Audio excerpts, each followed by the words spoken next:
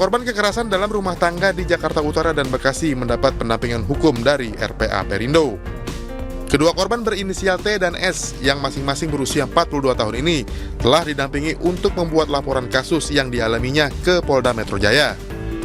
Dari laporan korban yang telah mengalami KDRT sejak tahun 2021 lalu ini, RPA Perindo berencana akan memisahkan sementara korban dan pelaku hingga kasus kekerasan ini diselesaikan.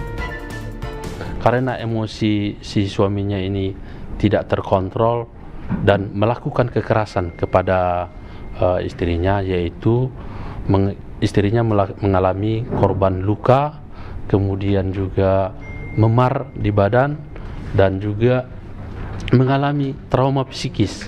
Dari kedua kasus ini saya lihat kayaknya faktor cemburu ya. Jadi posesif banget, suami posesif terhadap istri sehingga mereka tidak punya hak untuk bersosialisasi dengan di luar. RPA Perindo akan memberikan perlindungan hukum, melaporkan ke LPSK dan layanan psikolog untuk korban. Dari Jakarta, Aryadin Al-Afghani Nur, iNews melaporkan. Pemirsa, Kementerian Pertahanan yang dipimpin Prabowo Subianto pada tahun ini mendapat anggaran jumbo. Anggaran Kementerian Pertahanan pada periode 2020 hingga 2024 mencapai hampir 700 triliun rupiah.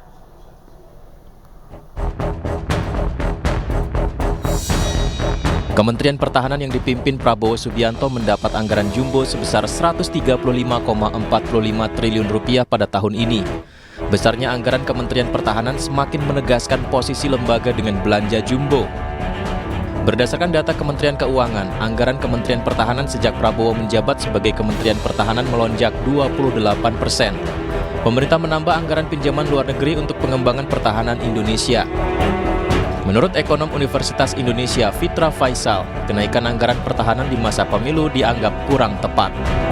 Periode sensitif pemilu seperti ini sepertinya agak kurang tepat ya, karena memang pertama, kalau dalam konteks geopolitik, apakah kita dalam keadaan yang urgent? Ya. Nah, dalam kaidah umum dalam penganggaran kemudian mengukur dampak ekonomi, kita biasanya ya, kalau selain anggaran perang, kita biasanya mengukur bagaimana anggaran itu bisa menaikkan tenaga kerja, bisa kemudian meningkatkan pertumbuhan ekonomi, bisa meningkatkan nilai tambah dalam perekonomian. Nah, itu tidak ada di anggaran perang.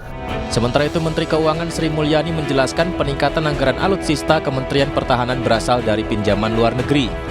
Namun untuk Kemenhan ini ada alokasi yang cukup signifikan, yaitu dari pinjaman luar negeri. Untuk tahun 2020 hingga 2024, waktu itu sudah disetujui oleh Bapak Presiden 20,75 miliar US dollar untuk periode 2020-2024. Nah, kemarin karena adanya berbagai perubahan, maka alokasinya dinaikkan untuk 2024 menjadi 25,0 billion US dollar. Jadi terjadi kenaikan yang cukup signifikan dari 20,75 miliar US dollar ke 25 miliar US dollar. Itu yang kemarin disepakati. Sejak menjabat, Prabowo memang sangat aktif memperbaharui alutsista. Pembaharuan ini tentu saja tidak murah. Diketahui belanja dari kementerian yang dipimpin Prabowo Subianto termasuk salah satu anggaran jumbo dalam APBN. Tim Liputan iNews melaporkan. Sejumlah peserta seleksi KPPS ngamuk di kantor PPS wilayah Sampang Madura. Mereka emosi lantaran nama-nama peserta seleksi KPPS tidak tercantum dalam daftar pengumuman.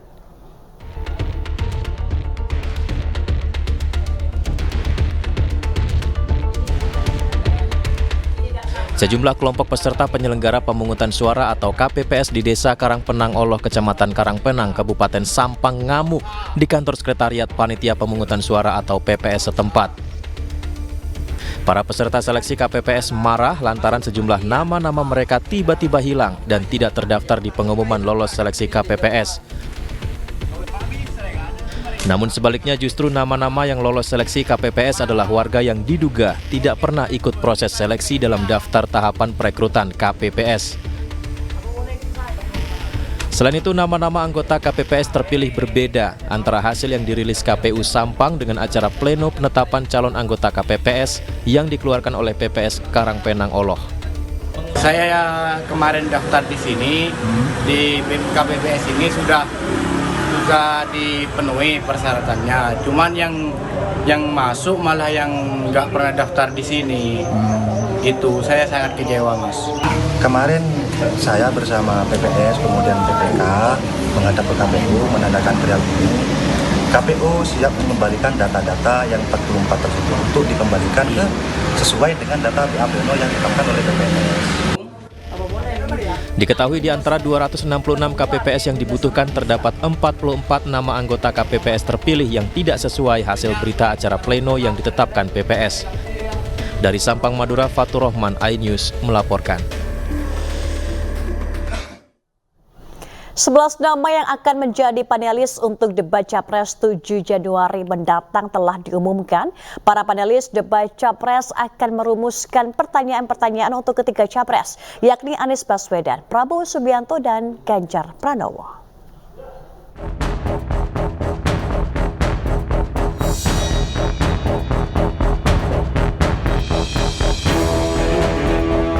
Debat ketiga akan dimulai pada minggu ini. Tema yang akan diangkat adalah pertahanan, keamanan, hubungan internasional, dan geopolitik. Deretan nama-nama panelis telah diumumkan oleh Komisi Pemilihan Umum. Para panelis debat Capres akan merumuskan pertanyaan-pertanyaan untuk ketiga Capres, yakni Anies Baswedan, Prabowo Subianto, dan Ganjar Pranowo. Mereka diantaranya adalah Angel Damayanti, Guru Besar Bidang Keamanan Internasional Visipol Universitas Kristen Indonesia. Kuri Maharani Safitri, Dosen Hubungan Internasional, Ahli Kajian Pertahanan dan Ahli Teknologi Universitas BINUS. Evi Fitriani, Guru Besar Ilmu Hubungan Internasional Universitas Indonesia.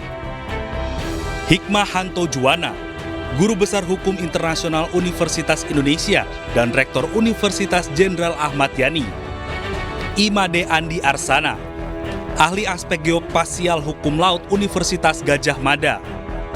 Ian Montratama, Dosen Program Studi Hubungan Internasional, Ahli Keamanan dan Pertahanan Universitas Pertamina. Iren Hiraswari Gayatri, Peneliti Pusat Riset Politik Badan Riset dan Inovasi Nasional. Philips J. Vermont, Dekan Fakultas Ilmu Sosial Universitas Islam Internasional Indonesia dan Senior Fellow CSIS. Erwidia Setiabudi Sumadinata, Guru Besar Bidang Keamanan Global Universitas Pajajaran. Kusnanto Anggoro, Pakar Keamanan Universitas Pertahanan. Laksamana TNI Purnawirawan Marsetio, Kepala Staf Angkatan Laut 2013-2014 dan Ketua Dewan Guru Besar Universitas Pertahanan. Dua nama terakhir menjadi sorotan karena berasal dari Unhan yang di bawah koordinasi Kementerian Pertahanan yang saat ini dipimpin Prabowo Subianto yang juga Capres nomor urut 2. Nama panelis ini kini telah disepakati oleh masing-masing tim pasangan calon Capres-Cawapres. Para panelis akan menjalani masa karantina sehingga daftar pertanyaan tak bocor sebelum debat dimulai. Tim Liputan iNews melaporkan. KPU mengumumkan bahwa 11 panelis debat akan mulai melakukan karantina hari ini. Sementara itu dalam debat ketiga ini Capres nomor urut 3 Ganjar Pranowo akan diberikan kesempatan menyampaikan visi misi lebih dahulu. Debat yang ketiga ini selain tadi tempat, kemudian waktu, termasuk TV penyelenggara, kami juga sudah mendapatkan konfirmasi dan kesediaan dari 11 orang panelis yang akan menjalankan tugas untuk menyusun pertanyaan. Dan hari ini tanggal 5 Januari, mulai malam ini sampai dengan tanggal 8 akan dilakukan karantina di tempat di Jakarta. Untuk debat ketiga ini penyampaian visi misi pada segmen pertama akan dimulai oleh calon presiden nomor urut pertama, dimulai dari calon presiden nomor urut 1, debat yang kedua dimulai dari calon wakil presiden nomor urut 2, dan yang ketiga nomor urut 3. Nanti keempat, kelima seterusnya akan berlangsung rotasi yang sebagaimana sudah ditentukan. Nah, kemudian segmen kedua dan ketiga akan tetap sama, pendalaman visi.